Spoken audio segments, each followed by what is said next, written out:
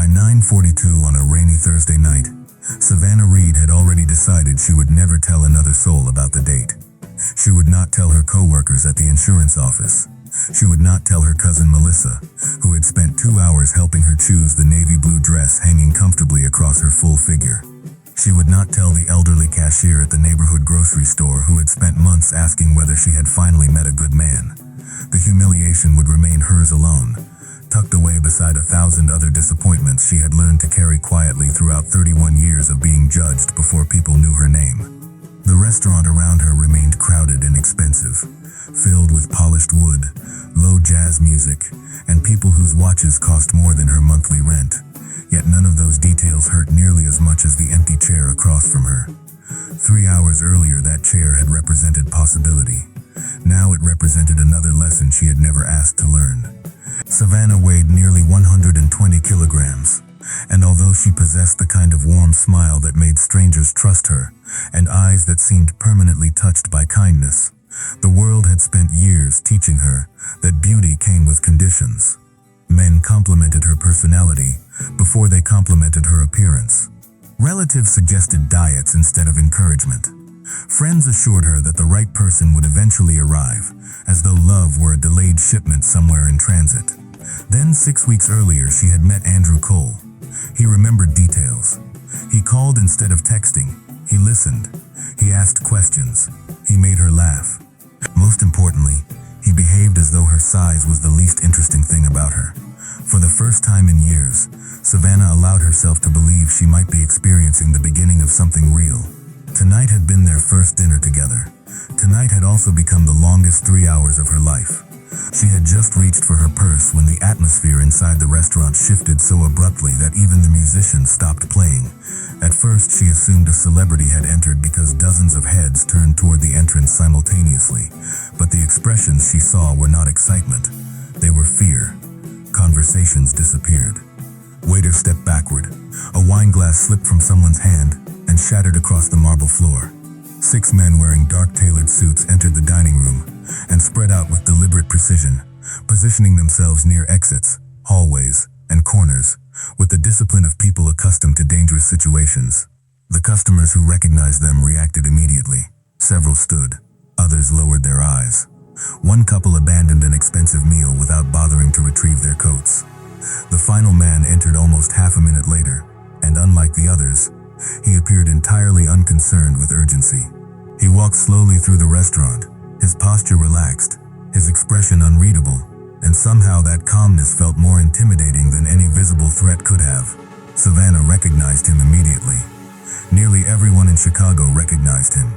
His name appeared often enough in newspapers to remain familiar, and rarely enough to remain mysterious. Officially, Vincent Morelli was a real estate developer, investor, and philanthropist.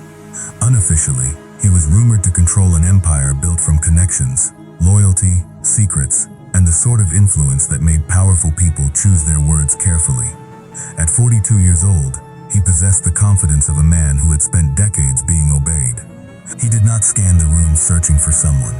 Instead, he walked directly toward Savannah's table, as though he had known where she would be before entering the building. Her pulse accelerated immediately. Every instinct urged her to stand, apologize for existing, and leave. Instead, she remained seated because confusion had overtaken fear. Vincent stopped beside the table, glanced briefly at the empty chair across from her, then lowered his gaze toward the small velvet gift box sitting near her untouched dessert plate. Andrew had arranged for the box to be delivered before dinner, with instructions not to open it until he arrived. Since he never arrived, the gift remained unopened. Vincent stared at it for several seconds before meeting Savannah's eyes. Then, without asking permission, he sat in the chair reserved for another man. Neither spoke immediately. Around them, the restaurant remained unnaturally quiet. Savannah could feel dozens of people pretending not to watch. Vincent rested one hand against the table and studied her carefully, not in the dismissive manner she had endured from strangers throughout her life, but in the focused manner of someone comparing reality against information he already possessed.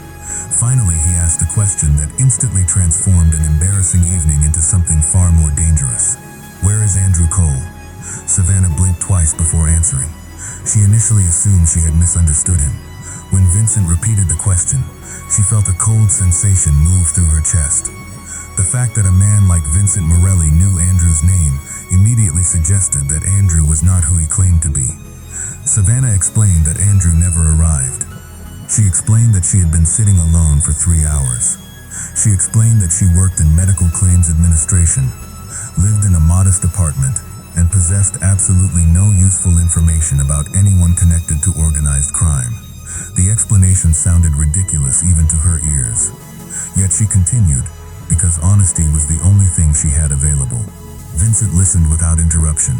His expression remained neutral until Savannah mentioned the gift box. Something changed then. Not dramatically. Not enough for anyone else to notice. Yet Savannah saw it. The shift lasted less than a second, but it resembled recognition. He extended his hand toward the box and asked whether Andrew had instructed her to bring it. Savannah answered yes. He asked whether she had opened it. She answered no. He asked whether Andrew had ever touched her purse. She hesitated before admitting that Andrew had purchased the purse as a gift 2 weeks earlier. At that moment, one of Vincent's men muttered a curse beneath his breath. The reaction frightened Savannah more than anything else had so far. She pushed the gift box across the table. Vincent opened it carefully. Inside rested an elegant diamond pendant hanging from a delicate silver chain. To Savannah, it appeared expensive and ordinary. To Vincent, it apparently appeared neither. He lifted the pendant from its velvet lining and examined it beneath the restaurant lights before twisting the central stone slightly to one side. A hidden compartment opened immediately. Nestled inside sat a microchip smaller than a fingernail. Savannah stared at it while a horrible realization assembled itself piece by piece inside her mind. Andrew had never been interested in dinner. He had never been interested in romance. He had never been interested in her. Every conversation, every compliment, every promise, every carefully planned moment had served a purpose she still could not fully understand.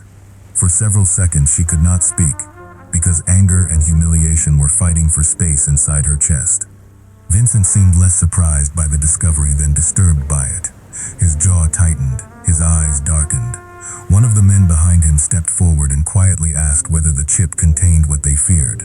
Before Vincent could answer, Savannah's phone vibrated against the table. A text message had arrived from an unknown number. There were only 7 words on the screen. If Morelli found you, you're already too late. If Morelli found you, you're already too late, the message said. And Savannah read it 3 times while the tiny chip rested in Vincent's hand like something too small to justify the amount of fear it had created.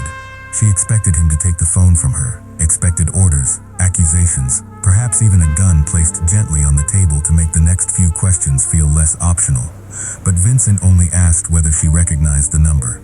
When she shook her head, he looked at the screen, then at the pendant, then at the expensive purse Andrew had given her 2 weeks earlier. The scarred man beside him, whose name Vincent finally said was Marco, told his people to pull the restaurant's private cameras and check every back exit.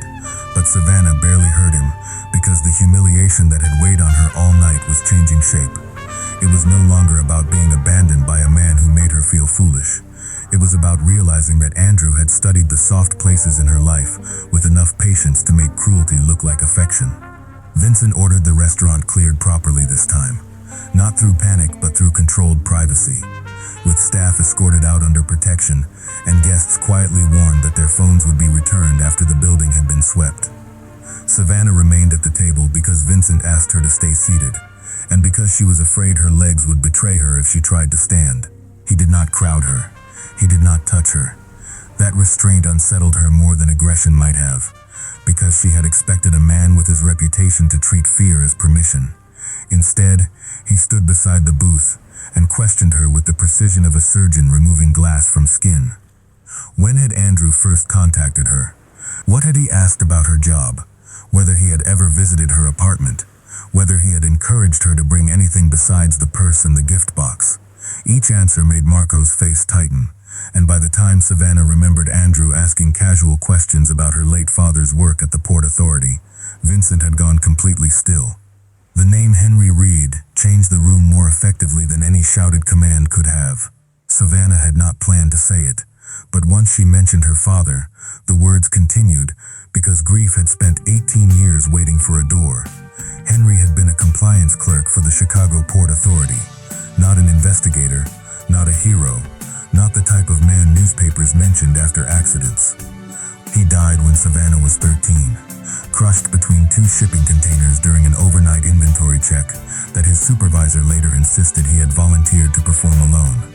Her mother never believed the story, but disbelief did not pay rent, and the case disappeared beneath paperwork, condolences, and a workers' compensation settlement too small to change anything except the shape of their poverty. Vincent listened without interrupting, yet something in his eyes became harder with every detail. And Savannah had the strange, cold impression that her father's death belonged to a history Vincent had not personally written, but had benefited from by refusing to read. Marco connected the microchip to a secure tablet inside a private office behind the restaurant, while Savannah sat across from Vincent under fluorescent lights, less flattering than the dining room chandeliers. The pendant opened into layers of encrypted files, and the first visible folder carried a name Savannah had not heard outside family records in years. H. Reed, Inventory Exception Report. She reached for the table without meaning to, and Vincent's hand moved as if he intended to steady her before he stopped himself halfway, fingers curling back into his palm. The small restraint mattered. It told her he understood that comfort from him would not be simple. Marco opened the folder and found scanned port logs, payment schedules, container numbers, and a grainy photograph of Henry Reed standing near a warehouse with a younger man whose face Savannah did not know. Vincent did. He identified the man as Carlo Morelli, his father's older brother, who had controlled the river docks before dying in prison 10 years earlier. The file did not prove Andrew's plan immediately. It did something worse. It suggested that Savannah's father had documented missing medical supply containers tied to a shell company that later became part of Vincent's legitimate shipping network. The records showed sealed crates redirected at night, inspectors paid through charitable foundations, and one handwritten note from Henry Reed stating that if anything happened to him, the original ledger had been hidden where only his daughter would think to look when she was old enough to be angry. Savannah read that sentence until the letters blurred. She had spent half her life believing her father left nothing behind except a lunchbox, a dented watch, and the habit of checking locks twice before bed. Now a dead man was reaching through a criminal file to tell her he had expected danger, expected betrayal, and trusted the future version of his daughter more than anyone alive had trusted her tonight. Vincent's phone rang before Marco could open the second encrypted layer. He answered on speaker after one glance at the blocked number, and Andrew's voice filled the office with the same gentle warmth he had used on Savannah during late-night calls. He sounded almost disappointed, as though everyone had made the situation unnecessarily difficult. He told Vincent the chip was incomplete, that the files would mean nothing without Savannah's access key, and that if Vincent cared about keeping old bodies buried, he would deliver her to the defunct ferry terminal before midnight. Savannah felt every person in the room look toward her, and the old familiar shame returned for one instant, because becoming useful to dangerous men did not feel much different from being judged by ordinary ones. Then Andrew spoke directly to her, his voice lowering into something intimate and ugly. He said she had done well, that he had known she would bring the pendant because women like her always held on to gifts too tightly, and that she should not embarrass herself by pretending Vincent Morelli saw her as anything more than a problem wrapped in a pretty dress. Savannah expected Vincent to threaten him. Instead, Vincent asked why Henry Reed's file was on the chip. Andrew laughed softly, and the laugh told her more than the words that followed. He said Henry had been a nobody who found something valuable by mistake, and nobodies were useful only when powerful families needed scapegoats. He said the Morellis had taken the docks from men worse than themselves, then cleaned the story until people confused ownership with innocence. He said Savannah's father died because he wrote down container numbers he should have ignored, and Andrew had chosen Savannah because the hidden ledger Henry mentioned had never been found. The final key was not a password or a fingerprint. It was something Henry left in his daughter's possession before she was old enough to understand its value. Andrew told her to check the back of the old watch her mother kept in a kitchen drawer, then ended the call before anyone could ask how much of her childhood he had investigated. The office remained quiet, but not in the sharp, artificial way of a restaurant frozen by armed men. This silence felt heavier, almost domestic, because it contained a dead father, a mother's kitchen drawer, and the knowledge that Savannah's loneliness had been used to reach something buried inside her family. Vincent told Marco to send men to her apartment and bring the watch safely, but Savannah refused before the order finished leaving his mouth. The refusal surprised both men. It surprised her too, though she did not take it back. She said Andrew had already been inside her life for weeks, maybe longer, and if he knew about the watch, he might know about her mother, her apartment, and every weak place she had ever trusted.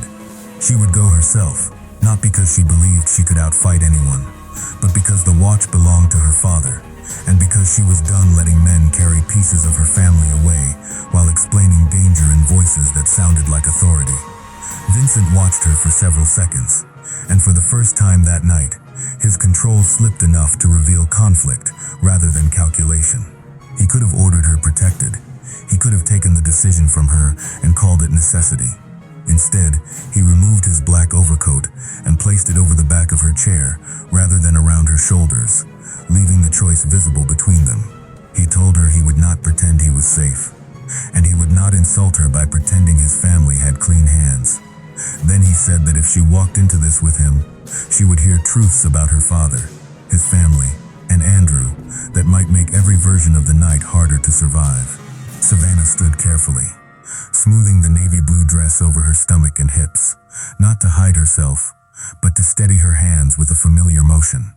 She told Vincent that being lied to gently had already cost her 3 hours in a restaurant, 6 weeks of trust, and 18 years of answers, and she would rather be frightened by the truth than comforted by another lie. They reached Savannah's apartment 40 minutes later, under a rain that turned the sidewalk silver, and the first thing she noticed from the back seat of Vincent's SUV was that the kitchen window on the 3rd floor was glowing, despite the fact that she had turned every light off before leaving for dinner. Vincent saw it at the same time. Marco cursed quietly. No one moved for a fraction of a second, because the meaning of that light was too simple to misunderstand. Someone was already inside. Someone was already inside, and the light in Savannah's kitchen made that truth feel more intimate than any threat at the restaurant. Because strangers with guns belonged to the world Vincent Morelli moved through, while the yellow glow behind her cheap curtains belonged to a place where she kept grocery coupons, old birthday cards, and the coffee mug her mother had bought after Henry Reed died.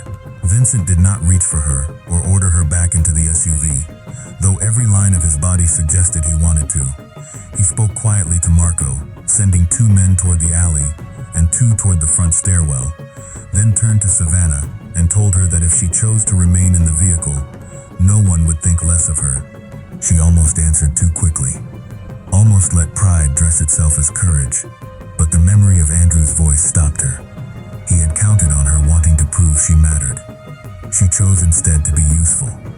She told Vincent that the back bedroom window stuck in winter, the hallway floor creaked near the bathroom, and if someone had gone through her mother's kitchen drawers, they would still be looking because the watch was not there. Vincent looked at her then with the first open surprise she had seen from him, and Savannah felt the strange satisfaction of being underestimated by a man intelligent enough to learn from it. She had not kept her father's watch in a drawer since she was 16. Her mother had tried because grief made people preserve objects in expected places, but Savannah had moved it years ago, after a landlord's maintenance man stole cash from a cookie tin and left the drawers arranged too neatly afterward.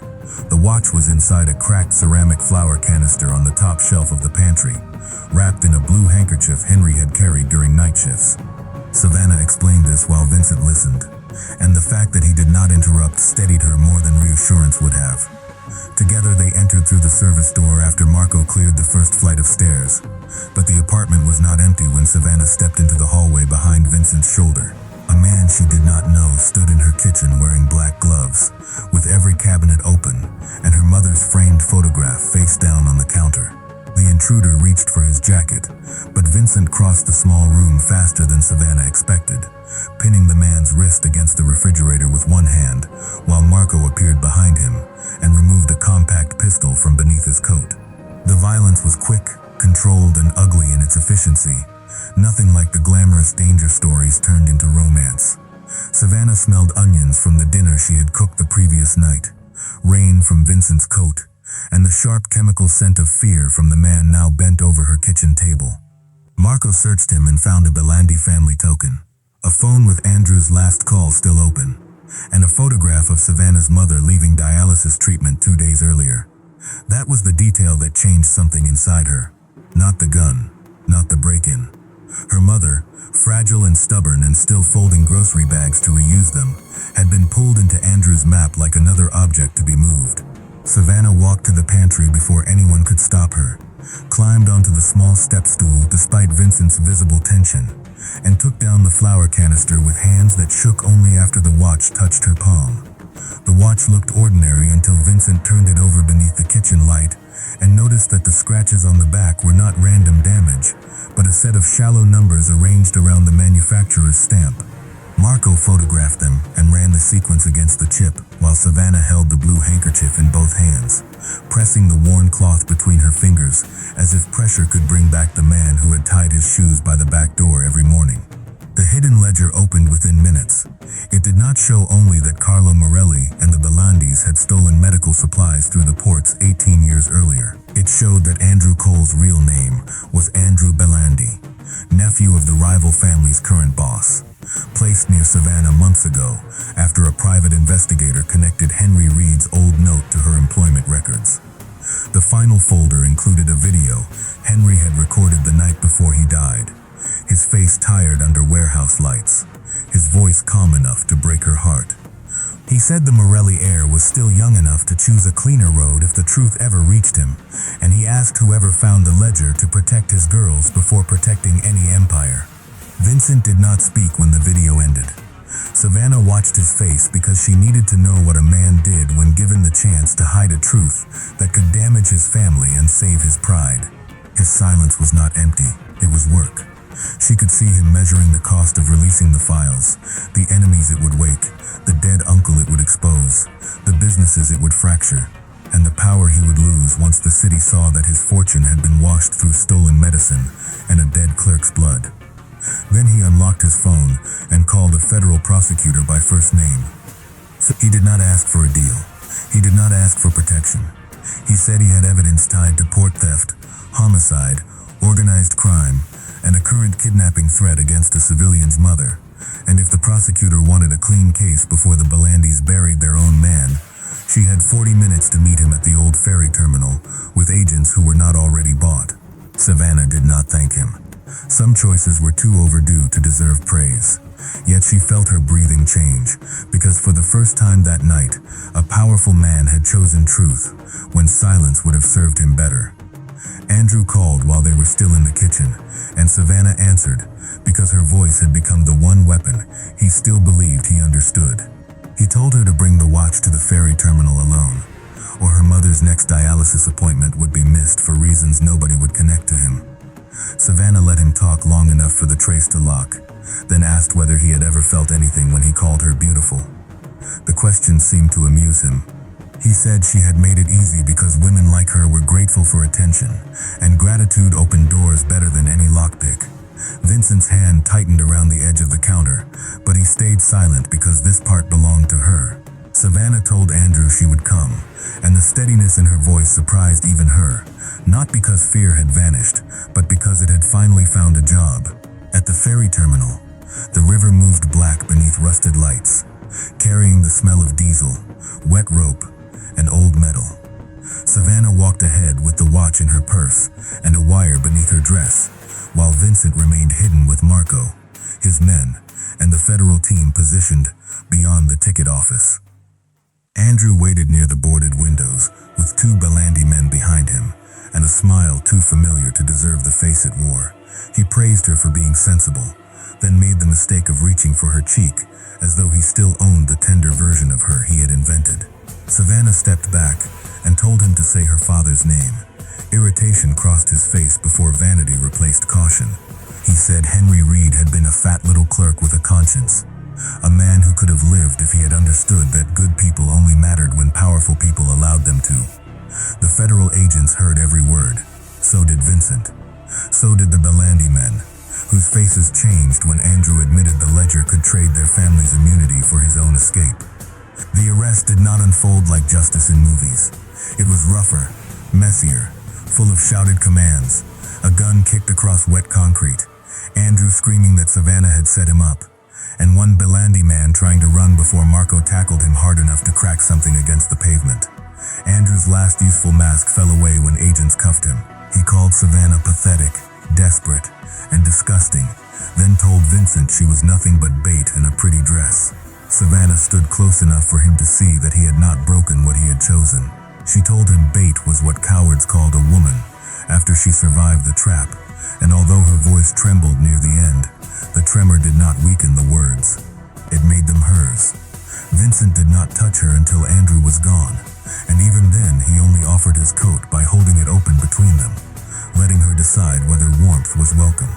By dawn, Savannah sat beside her mother in the hospital dialysis wing, while federal agents guarded the hall, and the first news alerts began naming men who had expected to remain untouchable.